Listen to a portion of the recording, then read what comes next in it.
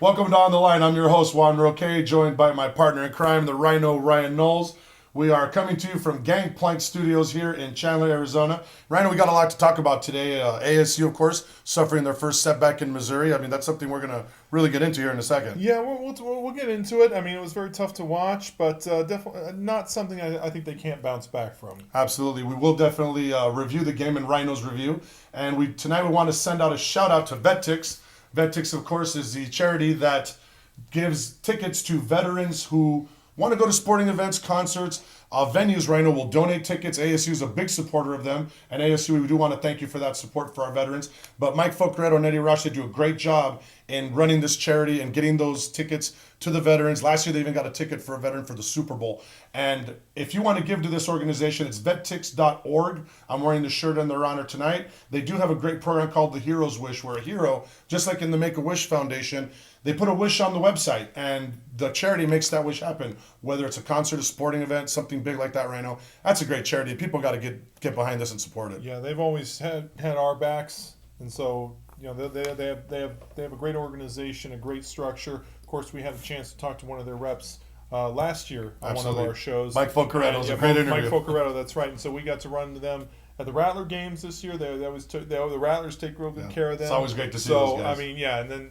of course with the Sun Devils, what they're doing together right now, it's a great organization, great support for the veterans. And can't wait to see what they can do in the future. Go VetTix. And without any further delay, Rhino, let's get into this Missouri situation. Yeah. So, in Rhino's first setback for ASU, in Rhino's review, Rhino, we're going to cover what happened Saturday. Oh man, turnovers. It begins and ends with turnovers Yes, sir. every single Absolutely. week. And ASU lost a turnover battle, plain and simple. They're -2 in the turnovers. Those early turnovers led to a 17-point hole. They just weren't able to bounce back from, and then you couple that with mistakes on special teams. The fumble by Jamal Miles, the botched punt, the botched PAT, that big kickoff return That was huge by Mizzou TJ had Moe. Yeah. just to start the game, set up the field position for the whole first half. And then remember the reverse on the punt return as well. Yeah, that was right. big. Yeah, that was right. That got big as Mizzou in well. scoring position. I mean, between that and then just some missed blocks, drop passes, missed tackles, some of the penalties that they had were just too much to overcome in that hostile environment where a lot of times you have to play a much cleaner game and a much close to perfect in order to win. In order to win like that in a hostile environment against a tough team. It was just too much to overcome. Yeah, we talked about that last week about taking the crowd out of the game, right? And this crowd was in it the whole game. Yeah, exactly. And when you're the home team and you're able to jump out to a big lead like that, it's very difficult for the road team to come back. ASU was able to come back. They did have a couple chances. Despite it all. They had a couple chances there to win at the end, just weren't able to get it done. But a lot of this game, to me, falls on the coaching. Todd Graham even put a lot of blame on the coaching, and they're just getting. First of all, they got way too cute around the goal line. I almost think they outsmarted themselves right now. They outsmarted themselves. They thought too much by the goal line. Switching around the quarterbacks the way they did. Not that last drive. When they got down in the red zone. Going to Marion Grice had worked for them twice. Right. They were supposed to go to him again, but some communication issues. They weren't able to do that. Yeah, it's not a time for gimmicks. Yeah, it was in the red zone. Not a time for gimmicks. Not a time to play around. Just too much blame to go around more than anything. I mean, not making sure Grice knew what was going on. Not making sure everybody was in the right position, and they were having to, and it was loud on the field. I mean, they were having to go to a silent count very early, so it was very difficult for them to communicate, but you still you work on that in practice though. You got to be able to get the right calls in. Right.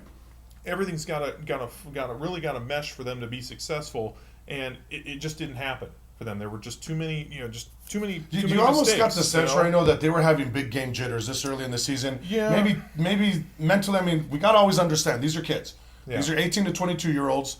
They're not grown men by any stretch of the imagination, and sometimes you're going to have those bumps in the road, and I feel better to have the bump in the road now than to have it later against an Oregon or against a USC. Fair enough. Not games that we're going to guaranteed win, but at least get the BS and those mistakes out of the way now. That way you grow as a team, you realize where you messed it up, and then you don't do it again. But I almost think that despite it all, they should have won that football game. Learn from your mistakes so you don't make them again. Yeah, and that's going to haunt them. If they get to the end of the year and they win X amount of games, they're going to know they could have had one more had they just taken care of business on Saturday. And going around the table a little bit, your boy Bryce Schwab, 2 false starts. We'll get into that too. An eligible man downfield penalty that really could have been avoided. And I think Taylor Kelly, of course, with the 2 interceptions. Rashad Ross had a couple of drops.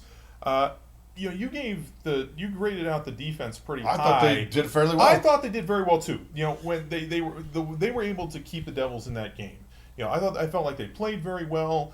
Too many missed tackles though for my taste. I felt like they could have dropped. They could have a few more tackles for loss. They had Lawrence trapped in the backfield and Bergstresser stopped for minimal to no gains, and they just didn't capitalize. Too many missed tackles. They had to make this up, and they were just letting Bergstresser take those 2-3 step drops and throw those slants to TJ Moe, those quick outs to Marcus Lucas. The defense kept them in it, but they could have played a lot more fundamental, in my opinion. Fundamentals to shut down the Tigers even more, especially with that backup quarterback in there. When you go down the numbers, I mean, Mizzou had over 20 minutes of possession time in the first half. That's almost 70% of the game time. So between that, them going 10 of 22 on third down, ASU was only 2 of 12, 300 yards of total offense, and then Mizzou ran 88 plays. That's what Todd Graham wants That's to a run lot of for plays. his That's team. a tired defense right there. Yeah, exactly. And again, despite it all, they only held Missouri to 7 points in the second half. So that does it. Reviewing what happened at Mizzou. Of course, the Sun Devils are going to be facing their Pac-12 opener this week. When we get back, we're going to be talking about Roque's rant, the inaugural rant. Yes, I'm going to go on a rant and also talk about what I felt went wrong at Mizzou. We'll be right back.